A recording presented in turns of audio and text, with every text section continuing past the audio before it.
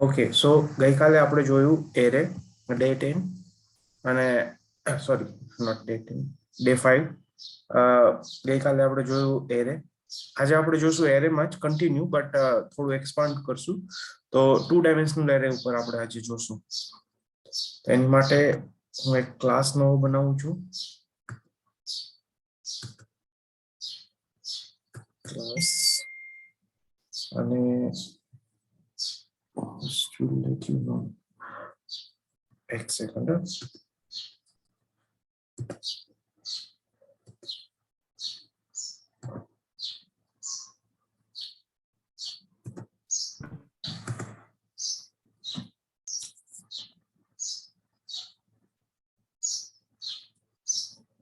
Okay, so let me create one class array, 2D array or array 2D example.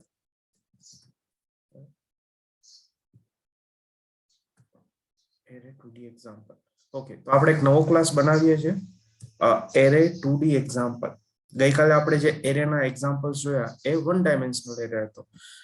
One dimensional array એટલે કેવું કે જેની અંદર ખાલી ને ખાલી હોરિઝોન્ટલી બધા ડેટા પ્રોસેસ થશે. ઇટ્સ સમથિંગ લાઈક આવી એક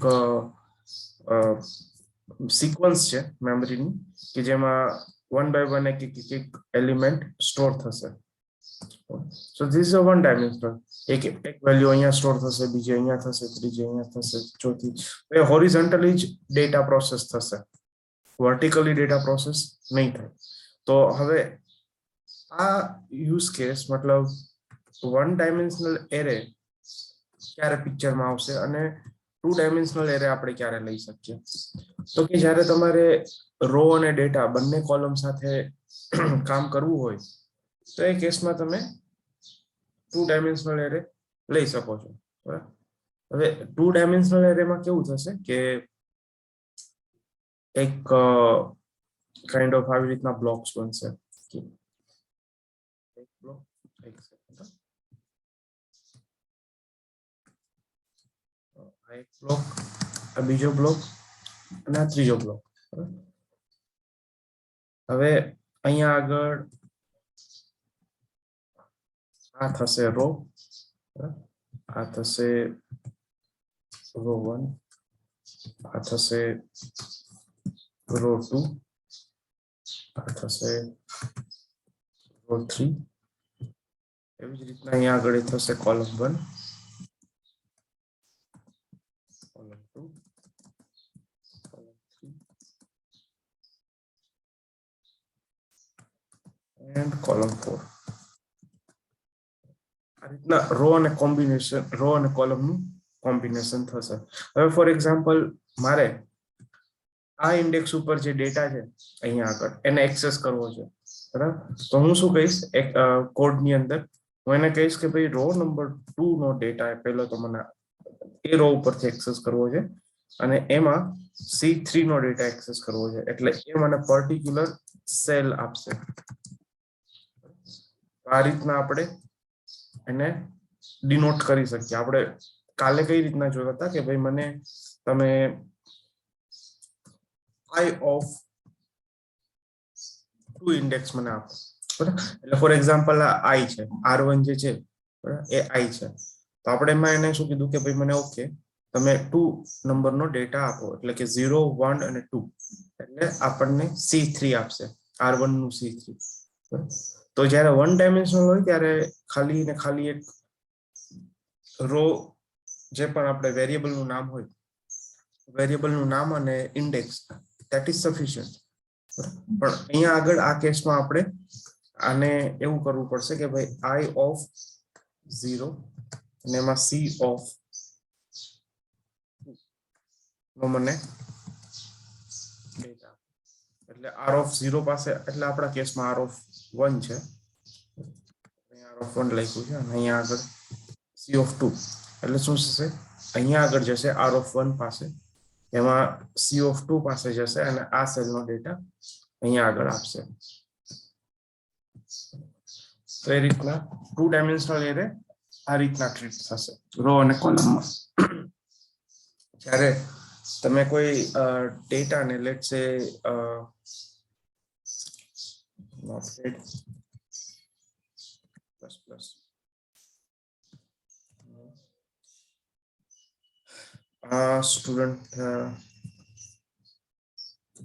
સ્ટુડન્ટ નો રેકોર્ડ આપણે સ્ટોર કરવા છે, તેમાં આપણે આઈડી રાખ્યું અને નેમ રાખ્યું.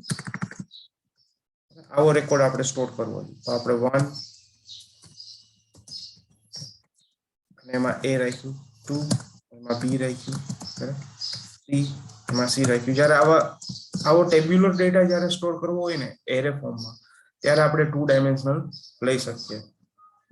તો લેટ્સ સી, અહીંયા જોઈએ કેવી રીતના 2 ડાયમેન્શનલ આપણે એરેને લઈ શકશું. પહેલા એની 2 ડાયમેન્શનલ એરે સ્ટાર્ટ કરતા પહેલા એક વખત ક્વિક રિફર કરાવી દઉં કે જેથી કરીને 2 ડાયમેન્શનમાં ઈઝી રહે. તો 1 ડાયમેન્શનમાં આપણે કેવું હતું કે ભાઈ કોઈ પણ ડેટા ટાઈપ લઈએ છીએ, બરાબર, કોઈ પણ પ્રિમિટિવ ડેટા ટાઈપ, અને પ્રિમિટિવ ડેટા ટાઈપની સાથે આપણે સિમ્બોલ ઓફ એરે, બરાબર, આ ચારમાંથી કોઈ પણ ટાઈપનો સિમ્બોલ આપણે લઈ શકીએ. અલગ અલગ 4 વે છે એરે ડિક્લેર કરવા માટે. વેરિયેબલ નું નામ અને પછી આપણે સિક્વન્સ ઓફ વેલ્યુ, આ રીતના આપણે એરેને access not access but declare અને ઇનિશિયલાઇઝ કરેલા હતા. એક્સેસ કરવા માટે ઇટ બીટ ઇઝી, આપણે જસ્ટ વેરિયેબલ નું નામ લેતા હતા અને ઇન્ડેક્સ આપતા હતા. તો આપણને એ વેરિયેબલ ની વેલ્યુ, આઈ મીન 3 ઇન્ડેક્સ ઉપર જે પણ વેલ્યુ છે એ આપણને એક્સેસ થતી હતી. 0 1 2 3 એટલે 4 એક્સેસ થશે. 2 ડાયમેન્શનલમાં પણ મોર ઓર લેસ સેમ જ છે, કોઈ એવો ખાસ ચેન્જ નથી. જે રીતના સિન્ટેક્સ હતી કે પહેલા ડેટા ટાઈપ આવશે, પછી સિમ્બોલ ઓફ એરે, વેરિયેબલ નું નામ, અને અહીંયા આગળ curly braces on values with comma separated, values 1 value 2 like this. આ સિન્ટેક્સ આવી જ રહેશે, બટ થોડો ચેન્જ છે. તો લેટ્સ સી, આપણે ઇન્ટીજર નો પહેલા એક 2 ડાયમેન્શનલ એરે બનાવીએ. તો integer symbol of array, symbol of array 2 dimensional છે એટલે 2 બોક્સ આવશે, 2 બ્રેકેટ આવશે. અને અહીંયા આગળ આપણે int 2d array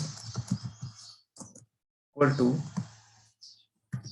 હવે જો પહેલા હું એક નોર્મલ 1d બનાવું, એમાં આપણે શું સ્ટોર કરીએ છીએ 1 2 3. 1 ડાયમેન્શનલ એરેમાં 1 બોક્સ અને 1 બ્રેકેટ ઇનફ. 2 ડાયમેન્શનલ એરેમાં int 2d એરે, હવે અહીંયા 2 બોક્સ છે, બરાબર, આપણે ડિનોટ કર્યું છે કે 2 ડાયમેન્શનલ એરે થશે રો કોલમ. તો અહીંયા આગળ ડેટા પણ એ ફોર્મેટમાં આપણે સ્ટોર કરવો પડશે, બરાબર. તો સૌથી પહેલા આઉટર બોક્સ, સૌથી પહેલા આવશે રો, પછી એની અંદર આવશે કોલમ. બહારનો જે કર્લી બ્રેસીસ છે ઇટ કન્સિડર એઝ એની અંદરના એક કોલમ. તો સોરી, મેં ખોટું સમજાયું, માય બેડ. ફરી એક વખત, આ જે આઉટર સેલ છે ને it consider as a array, sequence of array આવશે. અને જે ઇનર છે, આ ઇનર બ્લોક આવ્યો ને, it consider as a row, એ ઇનર વાળું એઝ અ રો કન્સિડર થશે. અને સેલ એની અંદર આ બધા એના સેલ છે. આ સેલ નંબર, આ પર્ટિક્યુલર સેલ ઉપર, આ બીજી સેલ ઉપર, ત્રીજી. આ રો ની અંદર જે આપણે જેટલા comma separated value rakhi as a કોલમમાં ઓટોમેટિક ગોઠવાઈ જશે. અહીંયા ઓટોમેટિક ગોઠવાઈ જશે 1 2 3 4. અહીંયા આગળ હું 4 આપી દઉં, કોમા 4. તો આ એક થઈ ગયો, આ એક રો, અને આ રો ના ઇન્ડિવિજ્યુઅલ સેલ. હવે કોમા કરીને બીજી રો બનાવું કે ભાઈ 6 7 8 9, કોમા કરીને ત્રીજી રો બનાવું 10 11 12 13.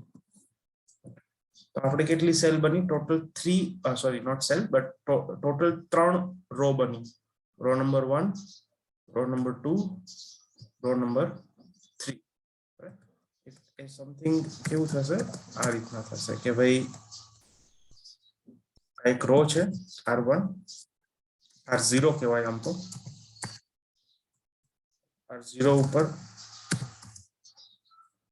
1 2 3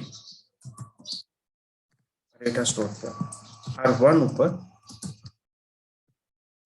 4 અરે આપણે ઓકે 4 અહીંયા છે 5 6 7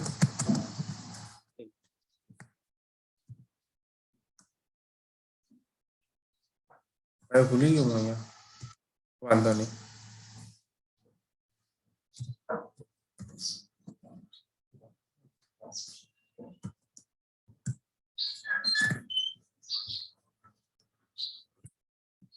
R2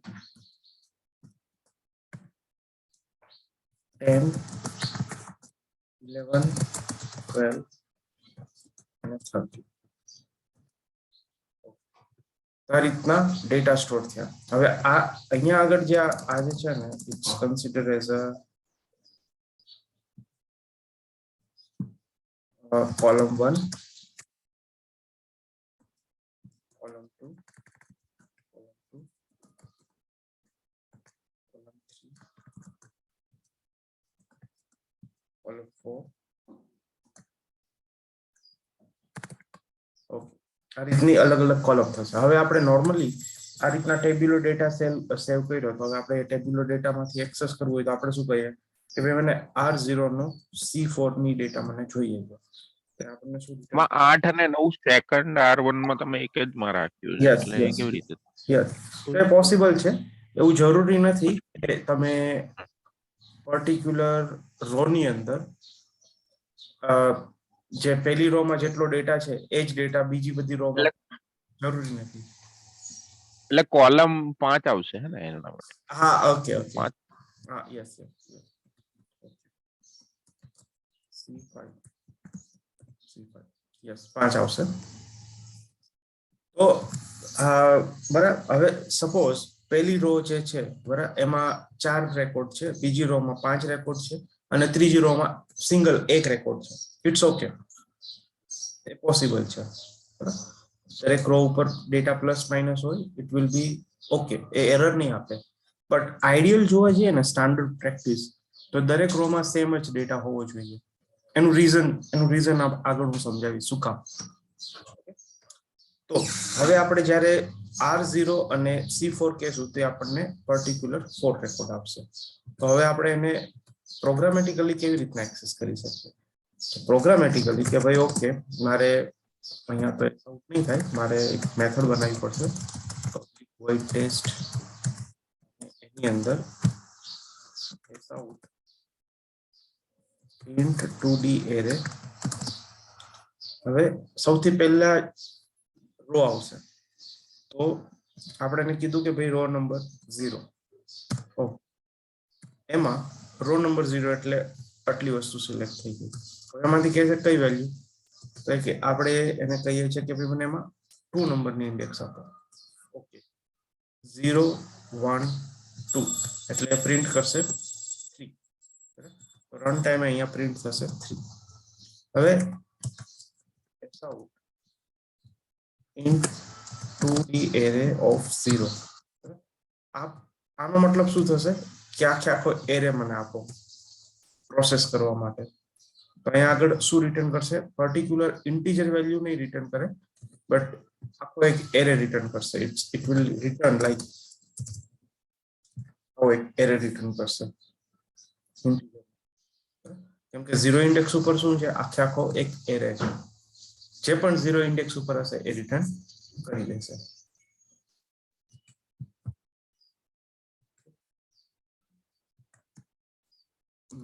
મેઇન મેથડ અને મેઇન મેથડ ની અંદર ન્યૂ એરે 2d એક્ઝામ્પલ અને ટેસ્ટ મેથડ આપણે જો આને એક્ઝિક્યુટ કરશું તો 3 અને એક વિયર્ડ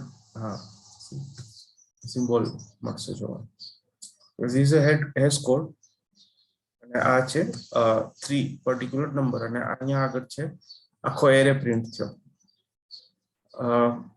હવે આપણે જે કહેતો હતો ને કે દરેક રો ઉપર આઈડિયલી સેમ રેકોર્ડ હોવા જોઈએ,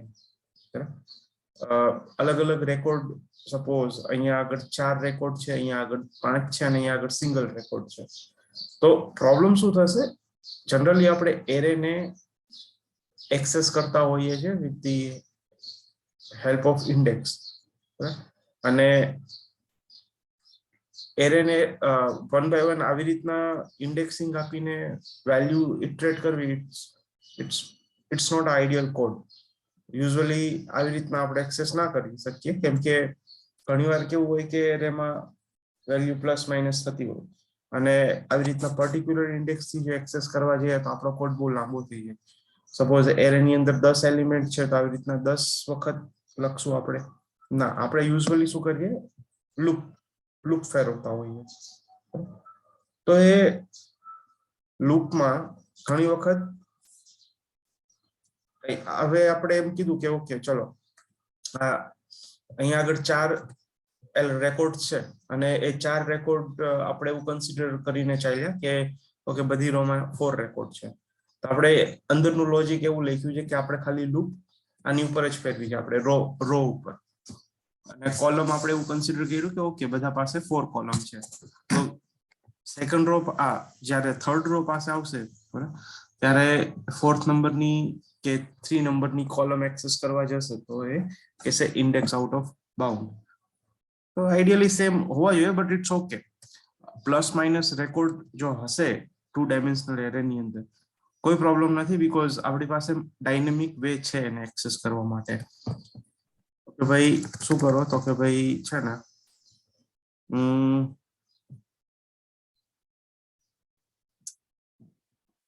4 int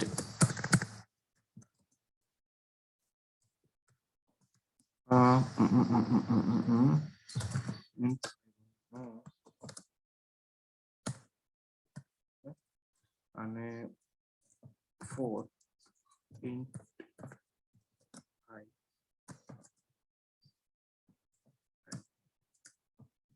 અને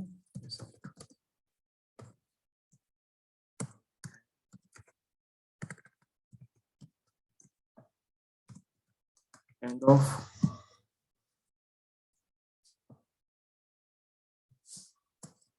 one row.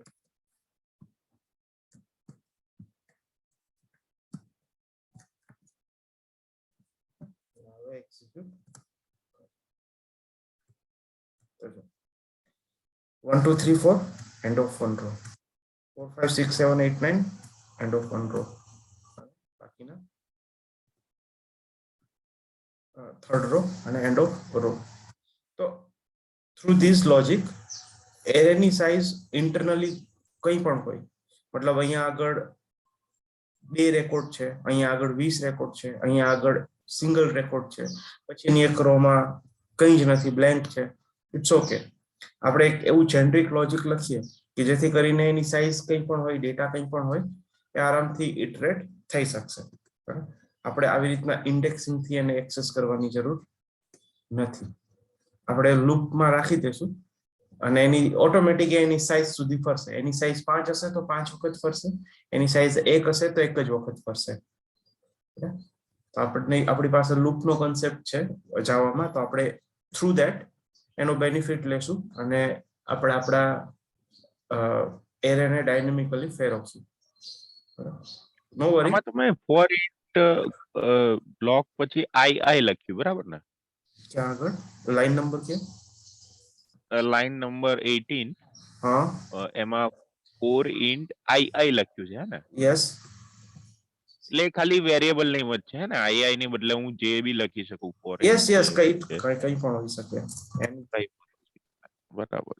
Okay okay okay. અને પછી એમાં તમે એરે નું નામ લખ્યું છે, કોલમ ઇન્ટિટી એરે, બરાબર?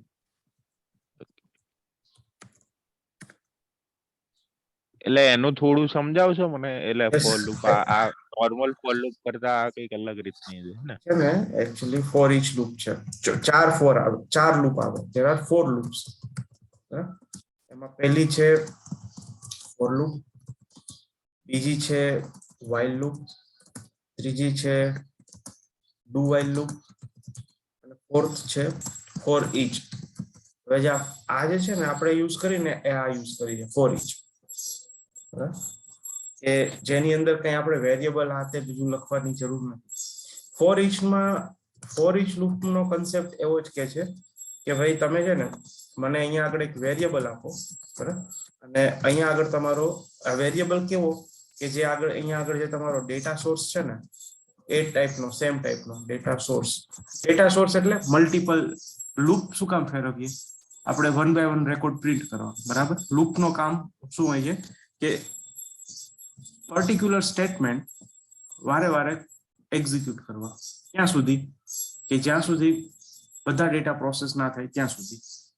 લૂપનો મતલબ આ બધી જ લૂપનો કન્સેપ્ટ એ જ છે, બરાબર. એ આઈધર લૂપ નંબર 1 હોય કે 4 હોય, બધા જ લૂપનો મેઇન પ્રિમિટિવ જે એનો કન્સેપ્ટ છે કે ડેટાને વન બાય વન પ્રોસેસ કરવા, ઝીરો મતલબ સ્ટાર્ટિંગ થી લઈને એન્ડ સુધી. હવે ડેટા સોર્સ મતલબ એરે કે જેમાં મલ્ટિપલ ડેટા છે. નોર્મલ વેરિયેબલ હોય તો એમાં કઈ લૂપ ફેરવાની જરૂર નથી, એ તો સીધો વેરિયેબલ થી એક્સેસ. બટ એરે હોય તો એ કેસમાં આપણી પાસે મલ્ટિપલ રેકોર્ડ્સ છે, મલ્ટિપલ ડેટા છે, તો એને વન બાય વન મારે પ્રોસેસ કરવા છે, એટલા માટે લૂપ લીધી. ઇટ કોલ ડેટા સોર્સ કે જેમાં મલ્ટિપલ રેકોર્ડ્સ હશે. એટલે એ શું કરશે કે લેટ્સ સે 0 1 2 આવા રેકોર્ડ્સ છે. એટલે આ ડેટા સોર્સ શું કરશે, આ ફોર ઈચ લૂપ શું કરશે, ડેટા સોર્સ પાસેથી single record at a time લેશે, ઓટોમેટિક લેશે, આપણે દેવાની જરૂર નથી. એટલે જ્યારે પહેલી વખત લૂપ ફરશે એટલે ઓટોમેટિક એ 0 ઇન્ડેક્સ ઉપરની વેલ્યુ અહીંયા આવી જશે અને પ્રોસેસ થશે, આ લૂપની અંદર જશે. પછી એ જેવું પૂરું થશે એટલે ફરી વખત અહીંયા આવશે લાઈન નંબર 19 પર, બરાબર. અને સોરી નોટ 19, અહીંયા આગળ આવશે અને ફરી એ 1 લેશે, 1 લઈને વેરિયેબલને આપશે, પ્રિન્ટ કરશે. ફરી 2 લેશે, વેરિયેબલ એ અહીંયાથી 2 લેશે, વેરિયેબલને આપશે, પ્રિન્ટ કરશે. ફરી અહીંયા આવશે ત્યારે એને ખબર પડશે કે ઓકે હવે મારું અહીંયા પૂરું, હવે એક પણ રેકોર્ડ નથી. એટલે શું કરશે કે લૂપની બહાર આવી જશે, પછી અહીંયા આવી જશે, પછી આ ડેટા સોર્સ ચેન્જ થઈ જશે. પછી આ નેક્સ્ટ જે પેલા રો નંબર 0 હતો એ હવે રો નંબર 1 થઈ જશે, બરાબર. એટલે હવે એક્ઝેક્ટલી અહીંયા આગળ ડેટા સોર્સ, આ જે ડેટા સોર્સ છે, બરાબર, અહીંયાથી સેકન્ડ નંબરની રો લીધી, એ ડેટા સોર્સ અહીંયા આવ્યો અને ડેટા સોર્સ અહીંયાથી વન બાય વન એક વેલ્યુને લઈને પ્રિન્ટ કરશે. આ લૂપનું કામ એ. આ ફોર ઈચ લૂપ તમે ક્યારે યુઝ કરી શકો, જ્યારે તમારી પાસે ડેટા સોર્સ અવેલેબલ છે, આવો કોઈ ડેટા સોર્સ, બરાબર. પણ જો ડેટા સોર્સ અવેલેબલ નથી તો તમે ફોર ઈચ ને યુઝ નહીં કરી શકો. ફોર એક્ઝામ્પલ મારે 1 to 5 પ્રિન્ટ કરવા છે, તો એ કેસમાં હું ફોર ઈચ માં નહીં યુઝ કરી શકું. 1 to 5 પ્રિન્ટ કરાવવા હોય તો કમ્પલસરી મારે શું કરવું પડે, integer i equal to 0, i less than equal to 5 અને i plus plus s out i. તમારે આ લૂપ લેવી પડે. તો લૂપ આપણે જોશું આવશે ત્યારે in detail, but this is a simple example of for each loop કે જેમાં ફોર ઈચ લૂપ તમે ત્યારે જ યુઝ કરી શકો કે તમારી પાસે ડેટા સોર્સ અવેલેબલ છે. ડેટા સોર્સ મતલબ સમથિંગ કંઈક એવો વેરિયેબલ કે જેમાં મલ્ટિપલ ડેટા છે કે જે આપણે વન બાય વન લઈ શકીએ. એઝ ઇટ ઇઝ રાખીએ. તો ફોર ઈચ આ ટેસ્ટ લખ્યું છે મેથડ કહેવાય ફંક્શન કહેવાય? બે એક જ મેથડ ફંક્શન બંને એક જ, બે એક જ હોય ને? હા, નામ અલગ અલગ છે. મેથડ ઓકે ફંક્શન કયો. તો આ 2 ડાયમેન્શનલ એરેમાં કંઈ કન્ફ્યુઝ કંઈ ન સમજાણું એવું ખરા કંઈ? ઓકે, તો 2 ડાયમેન્શનલ એરે છે ને 1D કરતા થોડોક સ્લાઇડ કોમ્પ્લેક્સ છે, બરાબર. પછી એવું થાય કે ઓકે તો 2 ડાયમેન્શનલ છે તો 3 ડાયમેન્શન આવી શકે? યસ, આવી શકે, કોઈ પ્રોબ્લેમ નથી. પણ જેટલું ડાયમેન્શન વધારતા જશો એટલી કોમ્પ્લેક્સિટી વધતી જશે. તો better to do not use until and unless એવી ખરેખર રિક્વાયરમેન્ટ હોય તો. બટ આઈડિયલી 2 ડાયમેન્શનલ એરે ક્યાંય પણ યુઝમાં નહીં આવે. 2 ડાયમેન્શનલ એરે નો યુઝ કેસ ઓટોમેશનમાં શું? તો જો એનો યુઝ કેસ ઓટોમેશનમાં આપણે સમજીએ તો 2D એરે ફોર એક્ઝામ્પલ મારે એવું એક મેપિંગ રાખવું છે કે બ્રાઉઝર ઇક્વલ ટુ ક્રોમ. તો કે ભાઈ અહીંયા આગળ હું ક્રોમ, ફાયરફોક્સ, સફારી જે પણ બ્રાઉઝરનું નામ આપીશ એ બ્રાઉઝર લોન્ચ થવું જોઈએ મારું ઓટોમેશનમાં. આ શું થયું? એક મેપિંગ થયું. બરાબર. પછી તો કે ભાઈ user name equal to ABC, તો એ યુઝર થી લોગિન થવું જોઈએ. પાસવર્ડ ઇક્વલ ટુ XYZ, તો એથી એ થવું જોઈએ. તો બ્લા આવી રીતના જે પણ સેટિંગ્સ છે આવું મારે એક મેપિંગ રાખવું છે. તો એ 1 ડાયમેન્શન એરેમાં તો રાખી ના શકીએ, બરાબર, કેમ કે એટ અ ટાઈમ કેવું કે એક જ વેલ્યુ આવશે અને આખી આ વેલ્યુને જો હું અહીંયા આખી વેલ્યુને હું અહીંયા રાખીશ 0 ઇન્ડેક્સ ઉપર, તો પછી મારે રિટ્રાઈવ કરીને એવું કંઈક લોજિક લખવું પડે ને કે ભાઈ જ્યાંથી ઇક્વલ ટુ બતાવી ત્યાંથી સ્પ્લિટ કરી દો. સ્પ્લિટમાં પેલો ભાગ બ્રાઉઝર છે કે જે મારે કામનું નથી, બીજો ભાગ ક્રોમ છે જે વેલ્યુ છે એ મારે કામનું છે. એ શું છે એ વેલ્યુ કન્સિડર કરીને મારે બ્રાઉઝર લોન્ચ કરવાનું છે. યુઝર નેમ શું છે એ વેલ્યુ કન્સિડર કરીને મારે લોગિન, તો એની માટે એક્સ્ટ્રા લોજિક લખવું પડે. તો એ કેસમાં આપણે 1 ડાયમેન્શનલ એરે યુઝફુલ નથી, કેમ કે આમાં આપણું કોડિંગ વધી જશે. 2 ડાયમેન્શનલ એરેમાં લઈ શકાય, બરાબર, કે ભાઈ ઓકે ક્રોમ છે, બ્રાઉઝર છે, બટ અગેન આ કેસમાં 2 ડાયમેન્શનલ એરે લેવો પણ ઇલોજિક છે, કેમ કે આપણે આ કેસમાં આપણી પાસે છે ને આનાથી 2 ડાયમેન્શનલ એરે કરતા ઘણા એડવાન્સ ક્લાસીસ અને કન્સેપ્ટ છે કે જે આપણને એકદમ આપણું કામ એકદમ સ્મૂથ કરી દેશે, એકદમ જ ઇઝી, કે આપણે એની માટે એક્સ્ટ્રા કંઈ કોડ લખવાની, કંઈ વધારે પડતું લોજિક લખવાની જરૂર ન પડે. કોડ જેટલો સિમ્પલ ને એટલું વધારે બેટર રહેશે, બરાબર. જેટલો કોમ્પ્લેક્સ, જેટલું લોજિક તમે આમથી આમ ફેરવશો કે ઓકે અહીંથી પહેલા મેં વેલ્યુ સ્પ્લિટ કરી, આમ કર્યું, એમાંથી પાછી સ્પ્લિટ કરીને અહીંયા એ કોમ્પ્લેક્સિટી વધારી દેશે. એટલે લોજિક સિમ્પલ જ રાખવાનું. એટલે હવે અહીંયા આગળ જેમાં ઉપર કીધું બ્રાઉઝર ને બધી વધારે વેલ્યુ વાળું યુઝ કરવા, હવે જે કોન્સેપ્ટ એડવાન્સ છે તું પેલું કલેક્શન કહેતો તો એ આ પિક્ચરમાં આવશે. યસ કલેક્શન ની અંદર આ જે સિચ્યુએશન છે, બરાબર, એ સિચ્યુએશન આપણી પાસે 2 કન્સેપ્ટ છે. એક છે પ્રોપર્ટી ફાઇલ કે જે કલેક્શનમાં આવશે, અને બીજો છે map, has map, tree map, આ બધા મેપના કન્સેપ્ટ એ પણ કલેક્શનમાં આવશે, જેનાથી આપણું કામ એકદમ ઈઝી થઈ જશે. એમાં જસ્ટ આખી આવી પેર જ સ્ટોર કરવાની, અને પ્રોપર્ટીની અંદર આખી આપણી પ્રોપર્ટી એટલે nothing, it's just a flat file. જેવી રીતના આપણી ટેક્સ્ટ ફાઇલ છે ને એવી જ રીતના એક પ્રોપર્ટી ફાઇલ હોય. એમાં આવી રીતના મેં સીધું આખું પેરિંગ જ રાખી દીધું. પછી જ્યારે કોડિંગની અંદર મારે શું કરવાનું, પ્રોપર્ટીનો ઓબ્જેક્ટ બનાવવાનો છે. ઓબ્જેક્ટ બનાવીશ ઇક્વલ ટુ ન્યુ પ્રોપ, એટલે આ તો જસ્ટ હું શોર્ટકટમાં લખું છું. પછી અહીંયા એમ કહીશ કે ભાઈ ગેટમાં હું શું કહીશ કે મને બ્રાઉઝર આપો, બસ ધેટ્સ ઇટ. એ મને શું રિટર્ન કરશે? ક્રોમ. એકદમ ઈઝી થઈ જશે, બરાબર. તો આપણે આ બધા કન્સેપ્ટ ફર્ધર યુઝ કરશું. 2 ડાયમેન્શનલ એરે ઓનેસ્ટલી ઓટોમેશનમાં ક્યાંય યુઝ નથી થવાના, બરાબર. જસ્ટ એક કન્સેપ્ટ છે કે આ રીતના 2 ડાયમેન્શન પણ સેટ કરી શકાય. એવી જ રીતના 3 ડાયમેન્શન છે, બટ નેવર રેકમેન્ડ.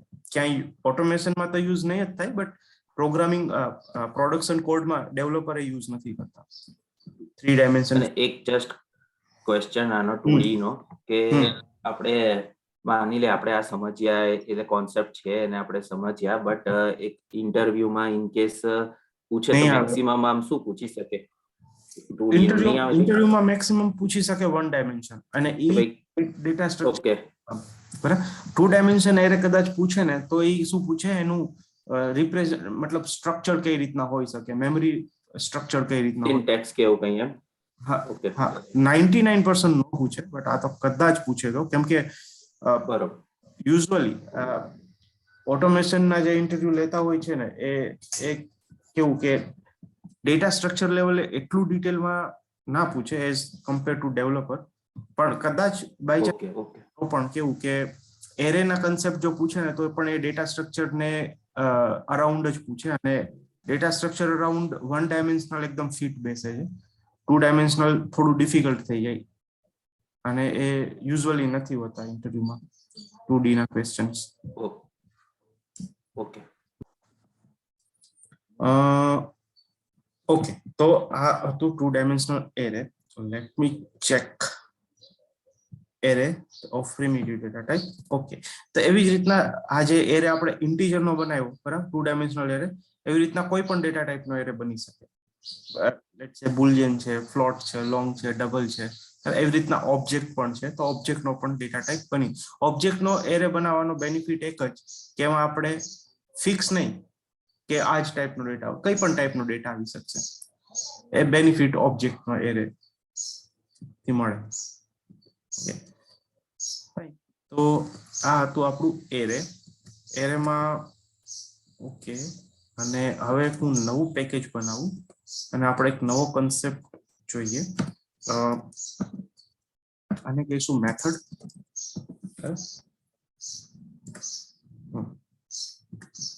કે મારે સી આપવું પડશે. ઓકે, અને એની અંદર એક નવો ક્લાસ બનાવીએ.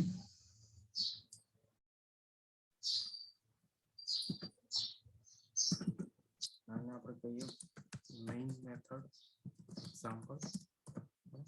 જો તમારે એરેમાં ઇન ડિટેલ જોવું હોય ને તો મારી પાસે કોર જાવા લેંગ્વેજ ફંડામેન્ટલ અને એરે.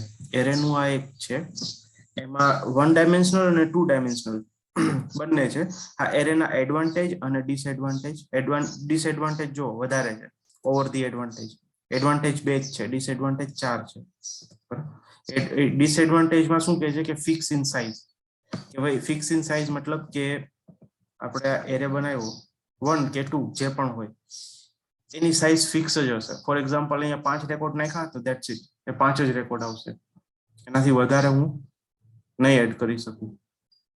તો કઈ વખત કાલે ઉઠીને મારે પાછળથી બીજા ડેટા એડ કરવો હોય તો વી ડોન્ટ હેવ પરમિશન, આપણે એક નવો જ એરે બનાવવો પડશે. તો એરે એ સાઇઝમાં ફિક્સ છે. એરે બનાવતી વખતે આપણે જે સાઇઝ કીધી તો એ જ સાઇઝ એ બનશે. એનાથી વધારે નહીં બને. એટલે એ એક પ્રોબ્લેમેટિક કહેવાય, કેમ કે ઘણીવાર ડેટા ડાયનેમિક આવતા હોય તો એ કેસમાં એરેનો યુઝ નહીં કરી શકીએ. પછી શું છે, after declaring array there is no scope to increase or decrease memory. એ આપણે જોયું. Store only in homogeneous. એક સરખા જ ડેટા સ્ટોર કરી શકે. જો અલગ અલગ કરવો હોય તો ઓબ્જેક્ટનો એરે બનાવવો પડે. When we use an array, we should know the size in advance. Okay, so size related is a disadvantage. Advantage, if you want to declare more than one value in a single variable, then we can use it we can access it by index. Okay, advantage છે, but it's okay. Over the disadvantage, advantages ઓછા છે. Array declaration જોયું, 2 dimensional array. તો આ જે line છે ને, આ અલગ અલગ રીતના ડિક્લેર કર્યા છે આપણે એરેને.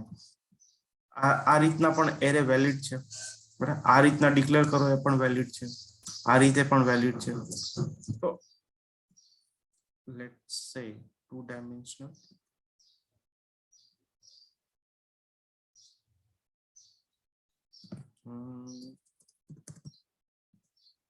public void array declaration. અહીંયા આગળ આપણે integer array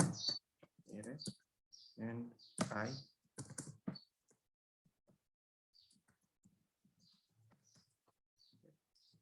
these are the valid. શું કામ આવું શું કામ વેલિડ છે? કેમ કે જ્યારે કમ્પાઇલ થશે ને ત્યારે આ બંને વચ્ચેની સ્પેસ છે ને એ ઓટોમેટિક કમ્પાઇલર કાઢી દેશે, નીકાળી દેશે. ઇન્ટીજર આ રીતના બે bracket i2 equal to this is also valid. Integer i3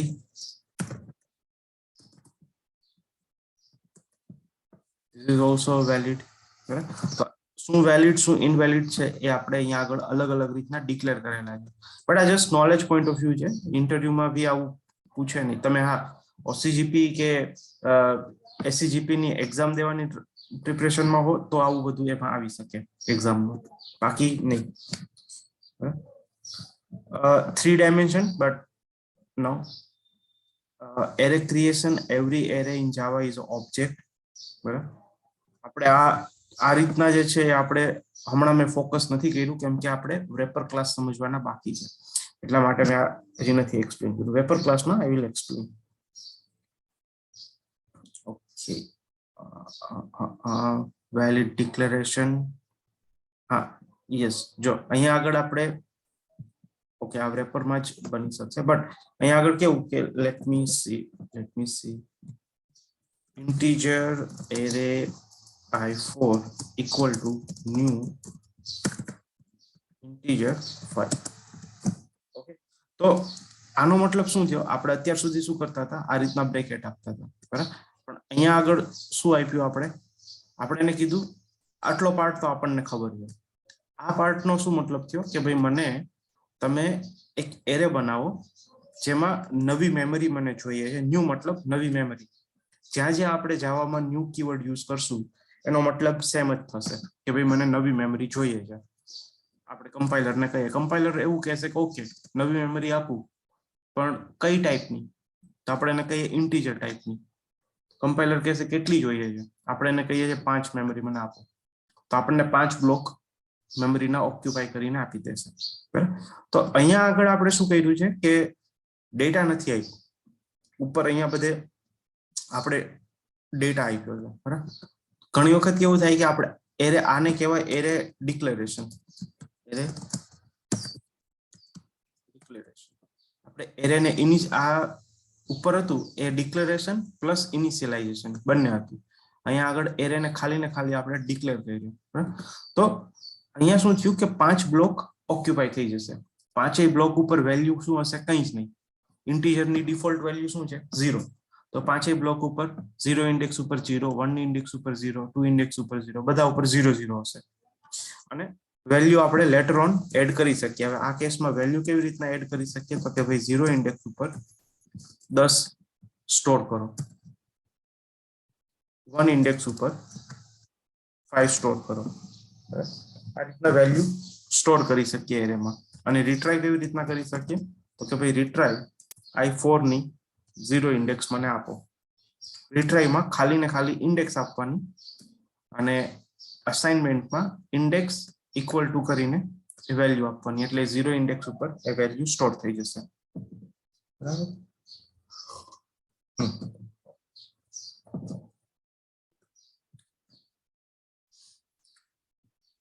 તો આ બધા વેલિડ ડિક્લેરેશન છે, કઈ રીતના આપી શકીએ, કઈ રીતના ના આપી શકીએ. અહીંયા આગળ એક એક્ઝામ્પલ એ રીતના આપેલું છે કે ભાઈ array i5 equal to new integer. અહીંયા આગળ આપણે a દેશું તો ઇટ મીન્સ a ની આસ્કી વેલ્યુ છે 97. તો અહીંયા આગળ કેટલા બ્લોક ઓક્યુપાય થશે? 97 બ્લોક ઓક્યુપાય થઈ જશે, મેમરી બ્લોક ઓક્યુપાય થશે. આને હું જો સ્ટ્રિંગમાં આપું તો ઇટ્સ ઇનવેલિડ. અહીંયા આગળ કમ્પલસરી ડિજિટ જ હોવો જોઈએ. આ બધા એના વેલિડ કોમ્બિનેશન છે, બરાબર. તો એ રીતના આપણે આપી શકીએ. Invalid declaration, valid declaration, max value. પછી આ જે છે ને એરે ઓફ એરે, એટલે કે 2 ડાયમેન્શનલ એરે, બરાબર. 2 ડાયમેન્શનલ એરે શું કામ હોવો જોઈએ, શું કામ ન હોવો જોઈએ, બરાબર, એની માટેનું છે. તો આ જસ્ટ એક વખત ડોક્યુમેન્ટ એક વખત રિફર કરી લેજો તમારા કન્વીનિયન્ટ ટાઈમે. મેં વીકેન્ડમાં તમને 2 ડાયમેન્શન એરે ઉપર આપણે એટલે અત્યારે હું વધારે આપણે ટાઈમ સ્પેન્ડ નથી કરતા કેમ કે એ એટલું ઇમ્પોર્ટન્ટ નથી. એ આપણને નોલેજ પોઈન્ટ ઓફ વ્યૂથી ઓકે કે ખ્યાલ હોવું જોઈએ કે ઓકે 2 ડાયમેન્શન જેવું પણ હોય છે એરેમાં, અને એનું આ રીતના વેલિડ ઇનવેલિડ બધા કોમ્બિનેશન્સ છે. That's it. બાકી બીજું પ્રોગ્રામેટિકલી ઓટોમેશન પોઈન્ટ ઓફ વ્યૂથી તમે કેટલા પણ લેવલ ઉપર એડવાન્સ લેવલ ઉપર ઓટોમેશન કરશો 2 ડાયમેન્શન ક્યાંય નહીં આવે, યુઝ્યુઅલી 99% નહીં આવે. એટલે આપણે આની ઉપર વધારે ટાઈમ નહીં સ્પેન્ડ કરીએ. આપણી માટેનો નેક્સ્ટ કન્સેપ્ટ છે મેથડ્સ. મેથડ અથવા ફંક્શન બેમાંથી કંઈ પણ કહી શકીએ, બંને સેમ જ. હવે પર્પસ શું? ઓકે,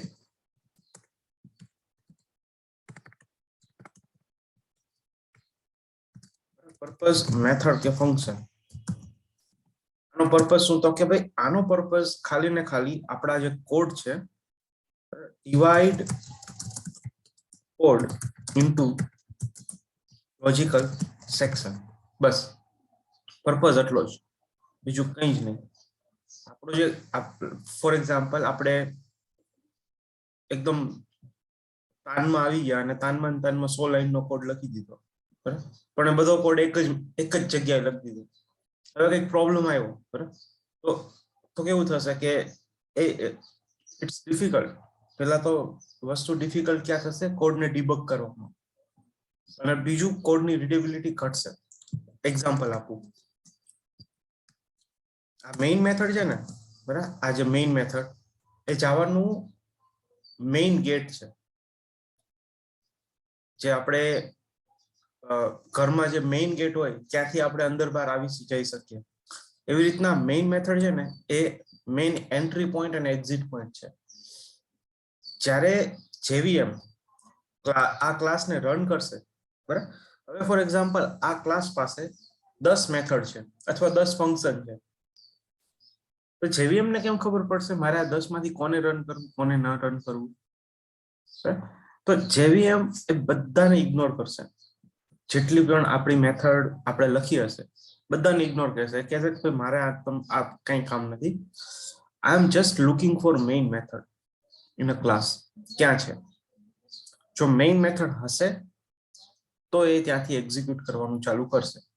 મેઇન મેથડ નહીં હોય તો ક્લાસ રન નહીં થાય, બરાબર. એ એક સ્ટાન્ડર્ડ સિગ્નેચર છે. ફોર એક્ઝામ્પલ, આપણે કોઈ વ્યક્તિને ઓળખતા નથી પણ આપણે કોઈ વ્યક્તિને રિસીવ કરવા જઈએ છીએ તો આપણને પહેલેથી કહી દીધું હોય કે ભાઈ ઓકે, એ વ્યક્તિ આ ટાઈપનો છે, એને આવા કપડા પહેરેલા છે, આ જગ્યા પર ઉભો હશે, હાથમાં બેગ હશે, આઈડેન્ટિફાઈ કરી લેજે અને એને ઘરે લઈ આવજો, બરાબર. તો આપણે એક પ્લેસ પર પહોંચીને શું કોને ગોતીએ? આપણને જે ડિસ્ક્રિપ્શન આપેલું છે કે ભાઈ આવું આવું હશે, એને તું સર્ચ કરજે. જો એક્ઝેક્ટ મેચ થાય it means that is expected person.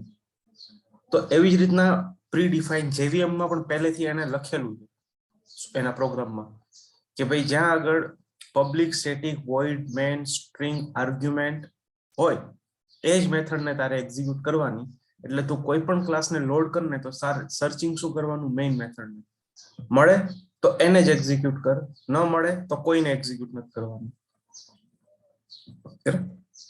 પહેલેથી એ ડિફાઇન છે જેવીએમ ની અંદર. એટલે જો મેઇન મેથડ આપણે નહીં હોય ક્લાસમાં તો એ ક્લાસ રન નહીં થાય.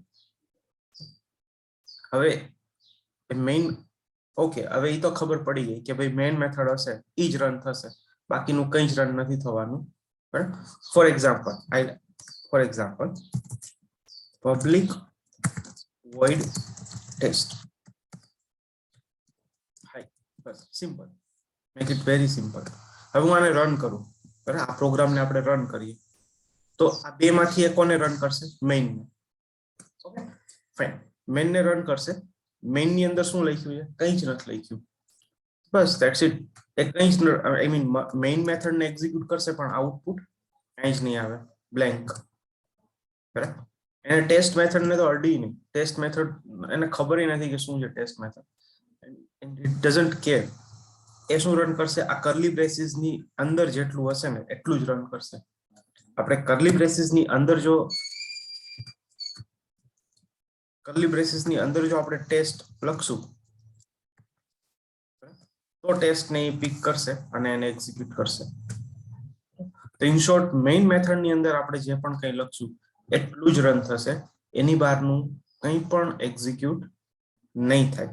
એટલે મેઇન મેથડ એ આપણો માટેનો એન્ટ્રી પોઈન્ટ છે એક્ઝિક્યુટ કરવાનો, અને એક્ઝિટ એ અહીંયાથી જ થશે. આ કરલી પૂરી એટલે પ્રોગ્રામ એક્ઝિટ પૂરું. તો મેઇન મેથડ એટલા માટે ઇમ્પોર્ટન્ટ છે. હવે એની સિગ્નેચર, આજે એની સિગ્નેચર જે મતલબ આ પબ્લિક સ્ટેટિક વોઇડ મેઇન, આ સ્ટ્રિંગ, એરે, આર્ગ્સ, આ બધી જરૂર શું કામ પડે? આપણે દરેકના ઇન્ડિવિજ્યુઅલ ના મીનિંગ સમજશું ધીરે ધીરે. બટ ફોર નાવ આપણે એટલું સમજીએ કે મેઇન મેથડ છે એ આપણો પ્રોગ્રામનો એક્ઝિક્યુશનનો સ્ટાર્ટિંગ પોઈન્ટ છે. અહીંયાથી જ પ્રોગ્રામ એક્ઝિક્યુટ થવાનું ચાલુ કરશે. ઓકે, હવે આપણે વાત કરતા હતા પર્પઝ મેથડનો. હવે ફોર એક્ઝામ્પલ હું એક કેલ્ક્યુલેટર, બરાબર, આપણે આનું લોજિક લખીએ છીએ, કેલ્ક્યુલેટર બનાવીએ છીએ. એની માટે મેં શું કર્યું કે ભાઈ ઇન્ટીજર i ઇક્વલ ટુ 10 લીધા અને ઇન્ટીજર j ઇક્વલ ટુ 20 લીધા. હવે અહીંયા આગળ હું એને કહું છું કે ભાઈ system dot out dot println addition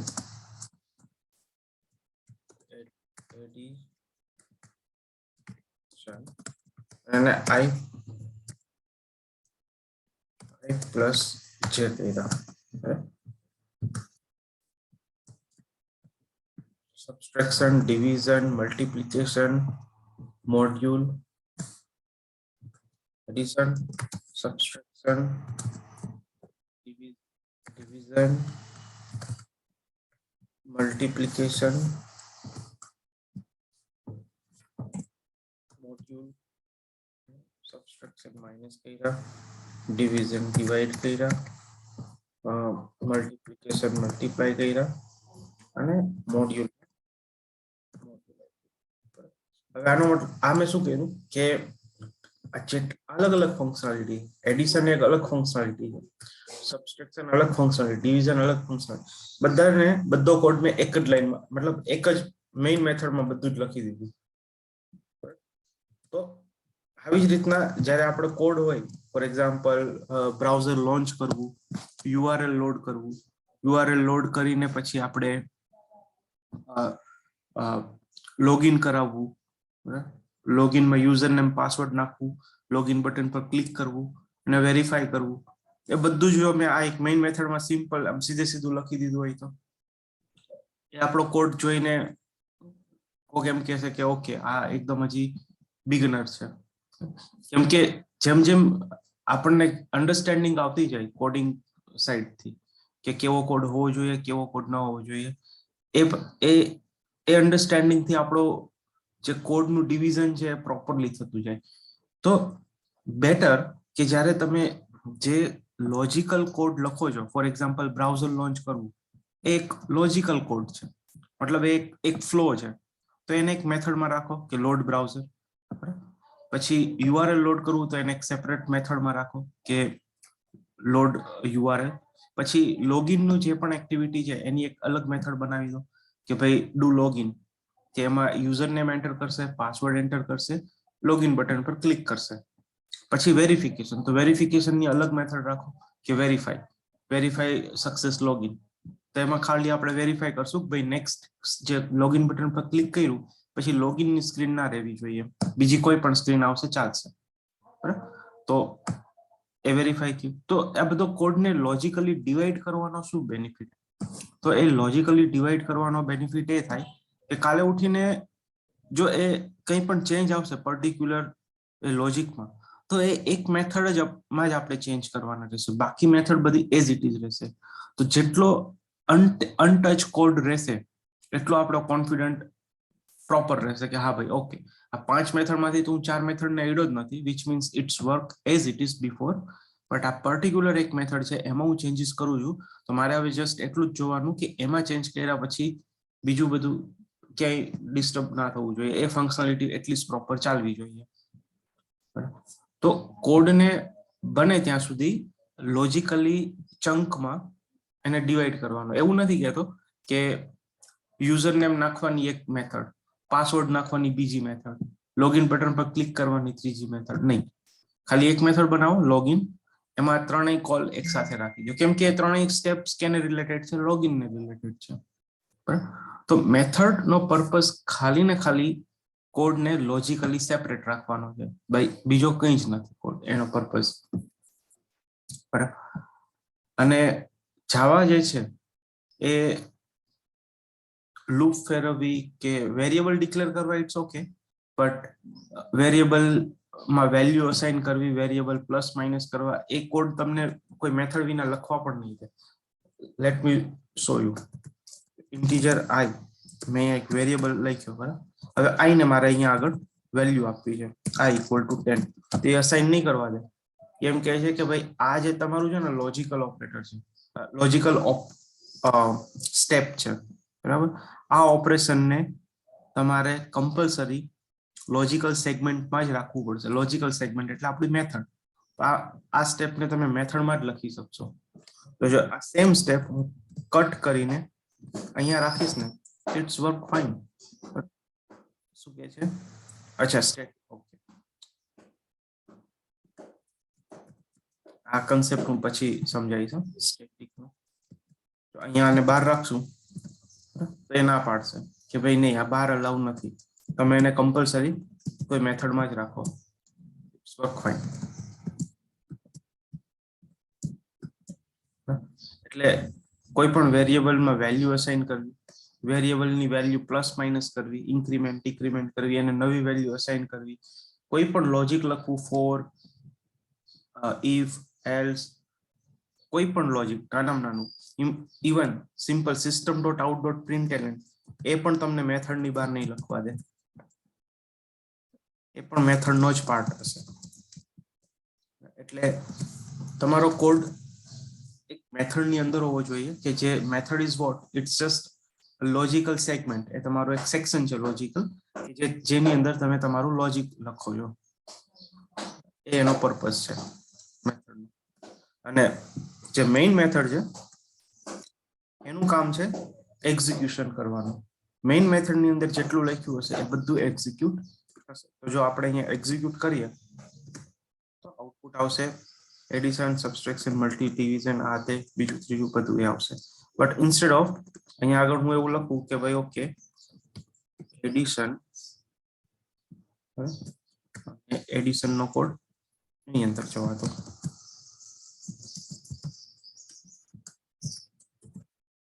public static void subtraction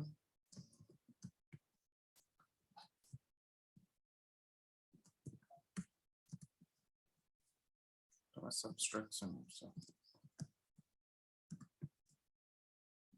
તો આપણે અહીંયા હવે અહીંયા શું લખવાનું? અહીંયા આગળ સિમ્પલ એડિશન, ધેટ્સ ઇટ. અહીંયા આગળ સબટ્રેક્શન, ધેટ્સ ઇટ. અહીંયા આગળ આપણે ખાલી ને ખાલી મેથડના નામ જ લખવાના છે. બાકી એની અંદરનું લોજિક બધું એ મેથડની અંદર છે. કાલે ઉઠીને એડિશન, ઓકે, અહીંયા આગળ જે નથી, ઓકે, જેની વેલ્યુ ટેમ્પરરી અહીંયા આપી દઉં છું, અને આઈ ની વેલ્યુ પણ આ બંનેને હું છે ને 12 જ ડિફાઇન કરી દઉં. એટલે આપણે આ એડિશન, સબટ્રેક્શન ને બધું બનાવ્યું એને બી મેથડ જ કહેવાય, પણ એક્ઝિક્યુટ એકચ્યુઅલી મેઇન મેથડ થાય. બરોબર? Yes yes. એટલે દીપક, આમાં એટલે આપણે મેથડ બહાર લખીએ એટલે લોજિક બહાર લખીએ એટલે મેઇનમાં આપણે ખાલી એને કોલ જ કરાવવાની ને. કરેક્ટ. મેઇનમાં આપણે જસ્ટ કોલ જ કરવાની. તો અને બીજી એક વસ્તુ કે આ એની સ્ટાઇલ જ એવી છે, આ જેમ સપોઝ ઇટાલિક જેવું ફોન્ટ બદલાઈ જાય છે પેલા ઉપર, બીકોઝ ઓફ સ્ટેટિક. ઓકે, એના હિસાબથી. ને દીપકભાઈ, આપણે તમે પહેલા ઇન્ટીજર આઈ ડિક્લેર કર્યું એ વખતે તમે 12 વેલ્યુ અસાઇન નતા કરી શકતા, પણ એક લાઈનમાં લખ્યું તો એ કરવા દીધું, એવું કેમ? હા, એક લાઈનમાં એટલે ઇનિશિયલાઇઝેશન અને ડિક્લેરેશન સાથે કરવા દેશે. અચ્છા, પહેલા ડિક્લેરેશન અને ઇનિશિયલાઇઝેશન અલગ અલગ રોમાં નહીં કરવા દે? યસ, નહીં કરવા દે. અચ્છા, ઇનિશિયલાઇઝેશન પ્લસ ડિક્લેરેશન. આ ગ્લોબલ વેરિયેબલ છે ને ટૂંકમાં. Yes yes yes yes. એટલે અલગ અલગ કદાચ કરવા દે પણ અંદર કરવા દેશે ને. એટલે જો તમારે ખાલી ડિક્લેર કરવો હોય બરાબર, અને એની વેલ્યુ તમને ખબર નથી કે શું આવશે, એની વેલ્યુ પછીથી આપવી છે, તો એની વેલ્યુ તમને મેથડની અંદર તો ક્યાંય પણ સેટ કરવા જ દેશે, પણ મેથડની બહાર તમને નહીં સેટ કરવા દે. ફોર એક્ઝામ્પલ અહીંયા આગળ હું j = 30 અહીંયા નહીં આપી શકું. આ વસ્તુ તમે હું મેથડની અંદર લઈ જઈશ તો ઇટ્સ ઓકે, મને કરવા દેશે, કેમ કે આપણો આ લોજિકલ સેગમેન્ટ છે. ટૂંકમાં કોઈ પણ ઓલો જે છે એ લોકલ વેરિયેબલ છે, નીચે તમે જે 30 લખ્યું એ પર્ટિક્યુલર એડિશન મેથડ માટેનો છે, બરાબર? Line number 14. હા યસ યસ ના આ લોકલ નથી, આ ગ્લોબલ જ છે. તો એ ગ્લોબલ જ કહેવાય.